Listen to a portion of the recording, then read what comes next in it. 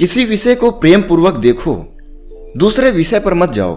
यही विषय के मध्य में आनंद है और इसी से तुम खुद में केंद्रित हो जाओगे। मैं इसे एक बार फिर से दोहराता हूं, किसी विषय को प्रेम पूर्वक देखो, दूसरे विषय पर मत जाओ, किसी दूसरे विषय पर ध्यान मत ले जाओ। यही विषय के मध्य में आनंद है और यही तुम्हें खुद में केंद्रित करने पर मदद करेगा। आज हम बात करने जा रहे हैं खुद में केंद्रित होने का, अपने ध्यान को एकाग्रचित करने की चौथी विधि के बारे में। यह विधि कहता है कि प्रेम पूर्वक में ही कुंजी है, खुद में केंद्रित होने की कुंजी। क्या तुमने कभी किसी चीज को प्रेम पूर्वक देखा है? तुम हाँ कह सकते हो, क्योंकि तुम नहीं जानते कि किसी चीज को प्रेम पूर्वक देखने का अर्थ क्या है। तुमने किसी चीज को लालसा भरी आंखों से देखा होगा, कामना पूर्वक देखा होगा, वह दूसरी बात है। वह बिल्कुल भिन्न है, विपरीत है। पहले इस भेद को समझो। तुम एक सुंदर चेहरे को, सुंदर शरीर को देखते हो और तुम सोचते हो कि तुम उसे प्रेम पूर्वक देख रहे हो। लेकिन तुम उसे क्यों देख रहे हो? क्या तुम उससे कुछ पाना चाहते हो? तब वह वासना है, कामना है, प्रेम नहीं है। क्या तुम उसका शोषण करना चाहते हो? तब वह वासना है, प्रेम नहीं है। उस समय तुम यह चाहते हो कि मैं इस शरीर को कैसे उपयोग में लाऊं, कैसे इसका मालिक बन जाऊं, कैसे इसे अपने सुख का साधन बना लूं। वासना का अर्थ है कि कैसे किसी चीज को अपने सुख के लिए उपयोग में लाऊं, और प्रेम का अर्थ है कि उससे मेरे सुख का कुछ लेना देना नहीं है।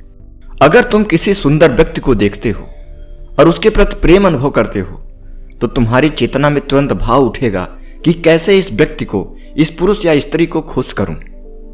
यह फिक्र अपनी नहीं, दूसरे की है। प्रेम में दूसरा महत्वपूर्ण है और वासना में तुम महत्वपूर्ण हो। वासना में तुम दूसरे को साधन बनाने की सोचते हो और प्रेम में तुम स्वयं साधन बनने की सोचते हो। वासना में तुम दूसरे को पोंछ देना चाहते हो और प्रेम में तुम स्वयं मिट जाना चाहते हो। प्रेम का अर्थ देना है, वासना का अर्थ लेना है। प्रेम समर्पण है, वासना आक्रमण है। तुम क्या कहते हो इसका कोई अर्थ नहीं है। वासना में भी तुम प्रेम की भाषा काम में लाते हो।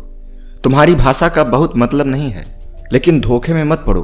भीतर देखो और तुम समझोगे कि तुमने जीवन में एक बार भी किसी व्यक्ति या वस्तु को प्रेम पूर्वक देखा ही नहीं है। इसका दूसरा भेद भी समझ लो। असल में तुम किसी पार्थिव जड़ वस्तु को भी प्रेम पूर्वक देखो तो वह वस्तु व्यक्ति बन जाती है। तुम्हारा प्रेम वस्तु को भी व्यक्ति में रूपांतरित करने की कुंजी है। अगर तुम वृक्ष को प्रेम पूर्वक देखो तो वह वृक्ष व्यक्ति बन जाता है। जब तुम जानवरों को प्रेम से देखते हो तो तुम उनके नाम रखते हो। तुम कुत्तों को, बिल्लियों को नाम देते हो। जब तुम कुत्ते को नाम देते हो, उसे टाइगर कहते हो, तो कुत्ता व्यक्ति बन जाता है। तब वह बहुत से कुत्तों में एक कुत्ता नहीं रहता, अब उसको व्यक्तित्व मिल गया है, तुमने निर्मित कर दिया है। जब भी तुम किसी चीज को प्रेम पूर्वक देखते हो तो वह चीज व्यक्ति बन जाती है। और इसका उल्टा, जब तुम किसी व्यक्ति को वासना पूर्वक देखते हो तब वह व्यक्ति वस्तु बन जाता है। यही कारण है कि वासना भरी आंखों में विकर्षण होता है, क्योंकि कोई भी वस्तु होना नहीं चाहता। जब तुम अपनी पत्नी को या किसी दूसरे स्त्री को या पुरुष को वासना की दृष्टि से देखते हो तो उससे दूसरे को चोट पहुंचती है। तुम असल में क्या कर रहे हो? तुम एक जीवित व्यक्ति को मृत साधन में, यंत्र में बदल रहे हो। जैसे ही तुमने किसी के बारे में सोचा कि कैसे इसका उपयोग करें, तुमने उसकी हत्या कर दी। यही कारण है कि वासना भरी आंखें विकर्षण होती हैं, कुरूप होती हैं। और जब तुम किसी को प्रेम से देखते हो तो दूसरा ऊंचा उठ जाता है, वह अनूठा हो जाता है, अचानक वह व्यक्ति हो जाता है। बुद्ध निरंतर कहते हैं कि जब भी तुम प्रार्थना करो तो दूसरे के लिए करो, अपने लिए नहीं, अन्यथा प्रार्थना व्यर्थ हो जाएगी। किसी को प्रेम करो और तुम असहाय महसूस करोगे। किसी को घृणा करो और तुम्हें लगेगा कि तुम कुछ कर सकते हो। प्रेम करो और तुम बिल्कुल असमर्थ हो। तुम क्या कर सकते हो? जो भी तुम कर सकते हो वह इतना क्षुद्र लगता है, इतना अर्थहीन है, वह कभी भी पर्याप्त नहीं मालूम होता। कुछ नहीं किया जा सकता। और जब कोई समझता है कि कुछ नहीं किया जा सकता तब वह असहाय अनुभव करता है। जब कोई सब कुछ करना चाहता है और समझता है कि कुछ नहीं किया जा सकता तब मन रुक जाता है और इसी असहाय अवस्था में समर्पण घटित होता है। तुम खाली हो जाते हो और इसी कारण से प्रेम गहन ध्यान बन जाता है। अगर सच में तुम किसी को प्रेम करते हो तो तुम्हारे लिए किसी अन्य ध्यान की जरूरत नहीं रह गई है। लेकिन क्योंकि कोई प्रेम नहीं करता, इसलिए ध्यान करने की इतनी सारी विधियों की जरूरत पड़ती है और वे भी लोगों के लिए कम पड़ जाते हैं। अगर तुम किसी से प्रेम करना सीख जाओ, सच में प्रेम करो, खुद को समर्पित कर दो, तो ध्यान खुद ब खुद घटित हो जाता है। तुम्हें अन्य कोई ध्यान करने की आवश्यकता ही नहीं है। लेकिन हर आदमी के लिए प्रेम करना कठिन है, एक तरह से असंभव है। प्रेम का अर्थ है अपने को ही अपनी चेतना से निकालकर बाहर कर देना, अपने अहंकार की जगह दूसरे को स्थापित करना। प्रेम का अर्थ है अपनी जगह दूसरे को स्थापित करना, मानो कि अब तुम नहीं, सिर्फ दूसरा है।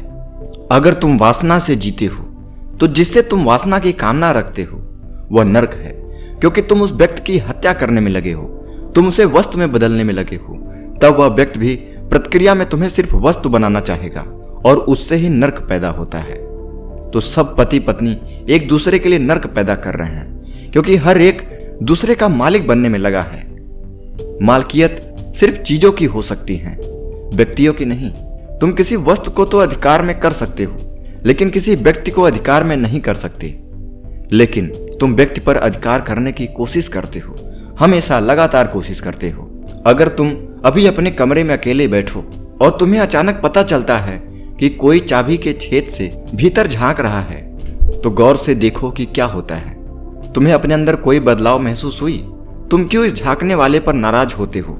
ऐसा इसलिए है क्योंकि उसने तुम्हें वस्तु में बदल दिया।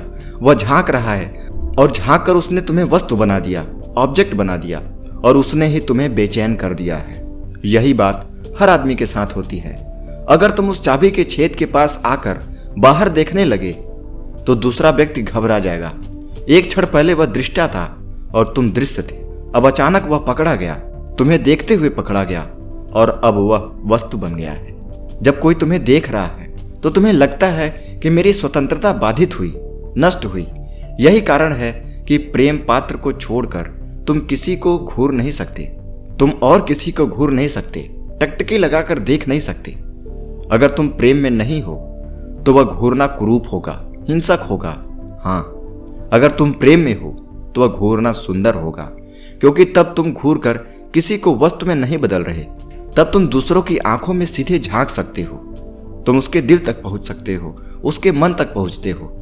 इसे ही मानसिक स्वाद कहते हैं। तुम किसी व्यक्ति को, अगर वह अजनबी है, कितनी देर तक घूर कर देख सकते हो, इसकी सीमा है। अगर इस पर तुम थोड़ा निरीक्षण करो तो तुम्हें पता चल जाएगा कि इसकी अवधि कितनी है। अगर उस सीमा से ज्यादा दूसरे व्यक्ति को तुम घूरते हो तो दूसरा व्यक्ति क्रोधित हो जाएगा। सार्वजनिक रूप से एक चलती हुई नजर क्षमा की जा सकती है, क्योंकि उससे लगेगा कि तुम देख भर रहे हो, घूर नहीं रहे थे। दृष्टि गड़ाकर देखना दूसरी बात है। लेकिन अगर तुम किसी को प्रेम पूर्वक देखो तो उस प्रेम भरे क्षण में खुद में केंद्रित होना, यह आनंद किसी भी विषय के साथ संभव हो जाता है। अचानक तुम अपने को भूल गए हो, दूसरा ही है, और तब वह सही क्षण आएगा जबकि तुम पूरे के पूरे अनुपस्थित हो जाओगे। तब दूसरा ही उपस्थित होगा और तब दोनों के बीच धन्यता घटती है। प्रेमियों की यही अनुभूति है।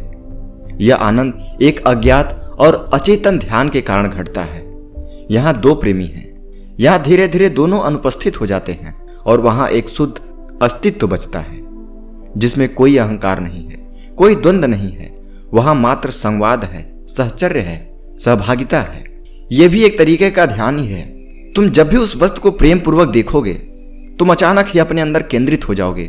तुम्हारे आसपास दिखने वाली हर एक चीज शांत हो जाएगी। तुम्हारे लिए कोई महत्वपूर्ण होगा तो वह व्यक्ति, वह वस्तु जिसे तुम प्रेम से देख रहे हो। जब तुम्हारे साथ ऐसा घटित होता है तब उसमें तुम खुद में केंद्रित होते हो। यही खुद में केंद्रित होने का एहसास है कि तुम प्रेम पूर्वक किसी को देखो और उसके अलावा बाकी सारी चीजें विलुप्त हो जाएं। तुम्हारे लिए सिर्फ वही महत्वपूर्ण हो, तुम्हें वही दिखाई दे, बाकी कुछ सुनाई न दे, कुछ दिखाई न दे। जब तुम किसी को प्रेम करते हो तब तुम जो आनंद अनुभव करते हो उसका कोई दूसरा कारण नहीं है, उसका कारण बस प्रेम है। और प्रेम कारण क्यों है? क्योंकि यह घटना है और ऐसा करने से यह सूत्र घटित होता है। खुद में केंद्रित होने के बाद जो घटना मन के साथ घटित होती है, आत्मा के साथ घटित होती है, अगर उसे तुम समझना चाहते हो तो एक बार किसी से प्रेम करके देखो, प्रेम से देख करके देखो। यदि प्रेम सच में होगा तो तुम्हारे साथ वह घटना अवश्य घटेगी।